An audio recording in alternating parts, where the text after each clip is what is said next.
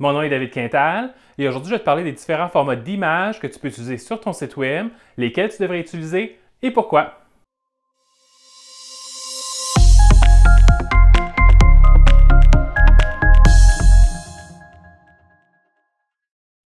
Pourquoi est-ce que tu devrais te préoccuper du format des images sur ton site web? Bien, en fait, c'est parce que les images sur ton site web sont une extension ou une projection de l'image de marque de ton organisation à travers ton site web et puis ça peut être perçu de manière positive ou négative par les internautes. Donc, toutes ces images-là, que ce soit des photos, des illustrations, des diagrammes ou des textures qui vont être répétées en arrière-plan pour faire joli dans ton site web, sont tous une projection de ton image de marque. Alors, tu vas vouloir avoir des images qui vont être, oui, de qualité, et puis tu vas aussi vouloir avoir des images qui sont le plus petit possible, qui pèsent le moins lourd possible. Donc, quand on parle du poids d'une image, on parle de son poids en tant que fichier. Ce poids-là se calcule en kilo-octets, en mégaoctets ou même en gigaoctets quand l'image est très, très, très grosse.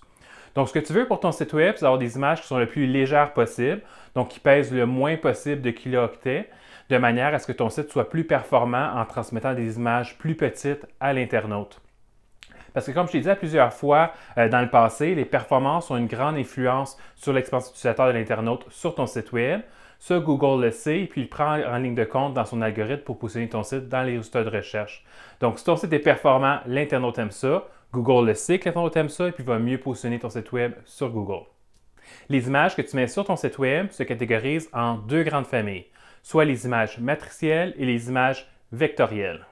On peut nommer les images matricielles avec plusieurs termes différents. On peut dire image matricielle, on peut dire image à point, ou on peut utiliser le terme en anglais bitmap, B-I-T-M-A-P. Donc, image matricielle, image à point et bitmap, c'est trois termes pour dire la même chose. Le premier format d'image matricielle que je vais te parler aujourd'hui, c'est le format BMP, donc celui qu'on identifie avec les lettres .bmp à la fin du nom du fichier. Le format BMP existe depuis le tout début des images matricielles. C'est le format que tu vas vouloir utiliser pour sauvegarder des photographies. Donc, si tu prends une photo, par exemple, d'une personne, d'un édifice, d'un paysage qui nécessite beaucoup de couleurs et beaucoup de détails, le format BMP est parfait pour ça. Par contre, le format BMP est vraiment à éviter en tout temps sur ton site web. Bien que le format BMP soit compatible avec toutes les technologies web et tous les appareils qui se connectent sur le web, c'est un format où il n'y a aucune compression de l'image. Donc, les images qui sont sauvegardées en format BMP sont très grosses et puis une image très grosse va affecter négativement les performances de ton site. Alors, le format BMP est à éviter sur ton site web. Ensuite, le deuxième format d'image, c'est le format d'image PCX. Le format .PCX est presque aussi vieux que le format .BMP. Et puis pour les mêmes raisons que le format BMP, on va vouloir l'éviter sur ton site web parce que c'est un format qui fait très peu de compression d'image. Et puis de toute façon, il n'est plus vraiment utilisé de nos jours. Donc ça se peut qu'il y ait des appareils qui soient tout simplement pas compatibles avec le format .PCX. Alors le .PCX est aussi à éviter. L'autre format qui est plutôt ancien que tu pourrais utiliser aussi, c'est le format GIF ou GIF. Donc, c'est le format .gif à la fin du nom du fichier. Ça peut se prononcer GIF, ça peut se prononcer GIF, ça dépend des personnes, mais c'est la même chose au bout du compte. C'est les fichiers qui sont en .gif. Ce qui est vraiment intéressant avec les fichiers en .gif, c'est que premièrement, il y a de la compression qui se fait de l'image. Donc, l'image, elle n'est pas trop grosse. L'autre chose intéressante, c'est qu'il y a de la transparence dans l'image. Donc, en plus des couleurs normales qui peuvent être sauvegardées dans le fichier en format GIF, on peut aussi sauvegarder de la transparence. Donc, si tu as une image que, par exemple, qui serait du texte ou qui serait une illustration ou qui serait ton logo, qui aurait besoin d'avoir de la transparence pour voir ce qui est derrière le logo, ce qui est derrière l'illustration, à ce moment-là, le format GIF est intéressant pour ça, ou le format GIF est intéressant pour ça à cause de la transparence. Par contre, son gros désavantage de format GIF, c'est qu'il est capable de seulement sauvegarder 256 couleurs, ce qui est très, très, très petit. Si on compare avec le format bitmap, le format BMP, pardon, ou le format PCX, où on peut sauvegarder jusqu'à 16,7 millions de couleurs, le format GIF avec ses 256 couleurs fait vraiment pitié. Donc, tu ne vas pas vouloir utiliser le format GIF si tu as besoin de sauvegarder une image avec beaucoup de couleurs et beaucoup de détails, comme par exemple une photographie que tu as prise avec ta caméra. Elle va être très pixelisée et pas tellement belle en réalité en format GIF. Fait que tu vas privilégier le GIF si tu as besoin de faire des images avec une transparence, avec très peu de couleurs ou que c'est des illustrations tout simplement. L'autre petit truc qu'on peut faire avec le GIF, qu'on ne peut pas faire avec les autres formats, c'est faire des mini-animations. Donc, un format GIF, c'est un format image, mais on peut faire comme des mini-vidéos avec des GIFs. Donc, c'est des petites séquences d'images animées. Donc, si tu as besoin de faire des petites animations avec des images, le format GIF pourrait être intéressant plutôt qu'utiliser un format vidéo. Le quatrième format d'image matricielle que je te parle aujourd'hui, c'est le format JPEG. Le format JPEG, c'est celui qui est identifié à la fin du nom du fichier par .jpg ou par .jpeg. Alors, le format JPEG, c'est probablement celui que tu connais le mieux parce que c'est celui que ta caméra numérique et ton appareil mobile produisent quand tu prends des photos avec la caméra. Donc, le format JPEG est très versatile, il est très utile, puis c'est vraiment celui qui est utilisé le plus sur le web. La raison pour laquelle on l'utilise le plus sur le web, c'est parce que comme le bitmap, il peut sauvegarder jusqu'à 16,7 millions de couleurs.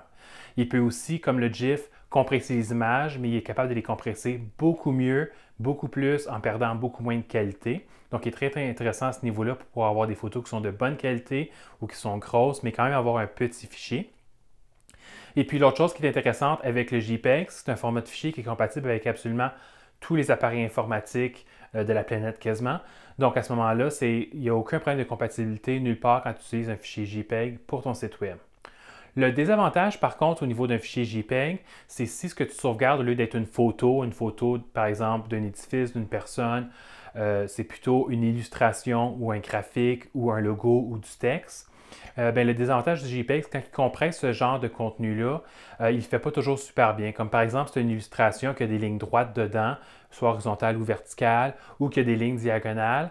Mais ces lignes-là peuvent devenir un peu brouillées quand on les compresse en format JPEG. Par exemple, une ligne en diagonale, au lieu d'être une belle ligne droite, ça va faire comme des petits escaliers si on veut. Ça va donner un aspect brouillé à l'image. Donc, le JPEG, ce n'est pas toujours le bon format de fichier pour le web, même s'il y a beaucoup de compatibilité et un haut niveau de compression.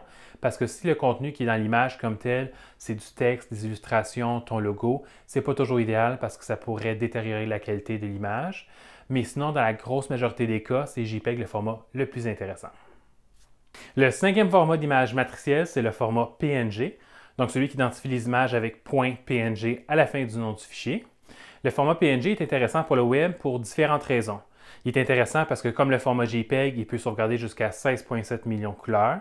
Également, comme le format JPEG, il peut compresser les images. Il ne compresse pas autant que JPEG, mais il compresse quand même beaucoup mieux que d'autres formats d'images. Au même titre que le format GIF, il peut aussi sauvegarder la transparence. Et puis là où il se distingue des autres formats de fichiers matriciels, c'est qu'en plus, c'est vraiment le format le plus intéressant si tu veux sauvegarder du contenu qui contient des lignes droites, comme du texte, des illustrations, des graphiques. Donc à ce moment-là, l'exemple que je t'ai donné tantôt de la ligne en diagonale en JPEG, qui une fois compressée par le JPEG devient comme un petit escalier qui donne un aspect brouillé, mais en format PNG, la ligne diagonale est presque intacte. Elle va soit être complètement intacte droite ou elle va peut-être être un petit peu en escalier, mais très peu. Donc, le format PNG est vraiment idéal si ce que tu as à sauvegarder, c'est un format, une image qui va contenir du texte, des illustrations, ton logo, que tu as besoin de transparence, que tu as besoin d'une bonne quantité de couleurs, puis que tu aimerais qu'il y ait de la compression pour que l'image soit plus petite, ce qui va rendre ton site plus performant. Le sixième et dernier format d'image matricielle que je te parle aujourd'hui, c'est le format WebP, donc le format d'image qui termine par .webp. C'est probablement un format d'image dont tu n'as jamais entendu parler avant, parce que ça fait vraiment pas longtemps qu'il existe. Ça fait seulement quelques années que ce format d'image-là existe. Puis en général, les logiciels d'image que tu aurais sur ton ordinateur ou sur ton téléphone ne sont pas capables de manipuler comme tel des fichiers en WebP, soit créer des fichiers en WebP ou ouvrir des fichiers en WebP. Des fichiers images en format WebP, c'est vraiment seulement pour le web. Puis généralement, ce que tu vas faire quand tu vas mettre les images sur ton site web, c'est que tu vas choisir le format, généralement JPEG, PNG, des fois GIF. Tu vas mettre ces images-là sur ton site web en format JPEG, PNG ou GIF. Et puis après ça, si sur ton site web, tu as une extension ou une application ou un module qui fait de l'optimisation de tes images, donc une extension comme par exemple dans un site WordPress, tu as l'extension Imagify. L'extension Imagify va faire la compression de tes images, puis optionnellement, elle peut aussi convertir toutes tes images en format WebP pour les optimiser encore plus. Donc le format WebP, c'est un format d'image matricielle seulement pour le web, qui est vraiment optimisé à fond, puis qui a toutes les caractéristiques qu'on retrouve dans le JPEG, dans le PNG. En fait, ton extension, comme par exemple Imagify, va prendre les PNG, les convertir tout en conservant la transparence, va prendre les JPEG, les convertir en WebP tout en conservant la qualité de l'image JPEG. Donc, ça devient vraiment intéressant d'utiliser du WebP sur ton site web si tu as fait tout le reste de ce que tu as à faire au niveau de l'optimisation de ton site web, comme par exemple avoir un serveur qui est performant, avoir un CDN, du caching, toutes ces choses-là qui sont à propos d'optimiser les performances de ton site. Si tout ça c'est fait, tu es prêt à te rendre à l'autre étape, active l'option sur ton site web si elle est disponible pour convertir toutes tes images en format WebP. Puis ça va emmener ton site, la performance de ton site à un niveau supérieur. Aujourd'hui, je vais te parler de 3 formats d'image qui sont des formats d'image vectoriels. Le premier, c'est le format AI, donc celui dont les noms de fichiers se terminent par .ai. Le format AI, c'est le format d'image du logiciel Adobe Illustrator, la même compagnie qui fait Photoshop. Donc, les fichiers AI ou les fichiers d'Illustrator ne sont pas du tout compatibles pour le web. Tu ne peux pas mettre un fichier AI sur ton site web, il n'affichera pas. Donc, on ne parlera pas plus que ça aujourd'hui du format AI, puisque tu ne peux pas t'en servir sur ton site web. Le deuxième format d'image vectoriel, c'est le format EPS. Donc, au même titre que le format AI, le format EPS est capable d'enregistrer des données vectorielles, donc les différentes coordonnées dans le fichier pour afficher une image vectorielle. Et puis, le fichier en format EPS est lui aussi non compatible avec le web.